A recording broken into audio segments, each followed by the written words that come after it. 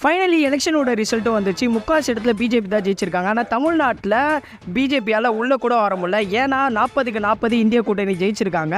எலெக்ஷனுக்கு முன்னாடி அண்ணாமலை வந்து சொல்லிட்டு இருந்தார், இந்த வாட்டி திராவிடர் கட்சியே இல்லாமல் ஆக்குறோம் அப்படின்னு வந்து சொல்லிட்டு இருந்தார். அது வந்து அவர் தெரியாமல் சொல்லிட்டார் போல். ஏன்னா இந்த மண்ணில் பெரியார்னு ஒருத்தர் வந்து வாழ்ந்திருக்காரு. அவருடைய இன்ஃப்ளூயன்ஸ் இன்னி வரைக்கும் மக்கள்கிட்ட இருக்குது. அதுதான் வந்து மக்களும் வந்து ப்ரூவ் பண்ணியிருக்காங்க. நாங்கள் ஒன்றும் ஜெய் ஸ்ரீராம் சொல்லிட்டு சுற்றுற கூட்டம் கிடையாது. யாருக்கு ஓட்டு போடணும், யாருக்கு ஓட்டு போடக்கூடாதுன்னு தமிழ்நாடு மக்களுக்கு கரெக்டாகவே தெரிஞ்சிருக்கு. இந்த கேரளா மக்கள் வந்து ஸ்டார்டம் பீப்புளுக்குலாம் வந்து நாங்கள் ஓட்டு போட மாட்டோம் அப்படின்னு வந்து சொல்லிட்டு இருந்தவங்க இந்த சுரேஷ் பாபுக்கு வந்து ஓட்டு போட்டு ஜெயிக்க வச்சிருக்காங்க. அதுதான் வந்து எனக்கு சமகாண்டாயிடுச்சு. ஏன்னா வந்துட்டு பிஜேபி கேரளாவில் ஒரு டைம் கூட ஜெயிச்சதில்லை, ஆனால் இந்த வாட்டி ஜெயிச்சிருக்காங்க. யூபியில் மக்கள் வந்து செமையான ஒரு ட்விஸ்ட்டு கொடுத்தாங்க. இந்த துரு ராதேன்னு ஒரு இன்ஃப்ளூயன்ஸ் இருக்காரு. அவர் வந்து மக்களை கரெக்டாக இன்ஃப்ளூயன்ஸ் பண்ணி மக்கள் வந்து பிஜேபியை ஓட விட்டுருக்காங்க யூபியில். நெக்ஸ்ட் டைம் பார்க்கலாம். ராகுல் காந்தி வந்து இந்த வாட்டி சரியான ஒரு டஃப் கொடுத்தாரு. நெக்ஸ்ட் டைம் கண்டிப்பாக ஜெயிப்பாங்க. இதை பற்றி நான் நினைக்கிறேன் அப்படின்னு சொல்லிட்டு கமெண்ட்ஸில் சொல்லுங்கள்.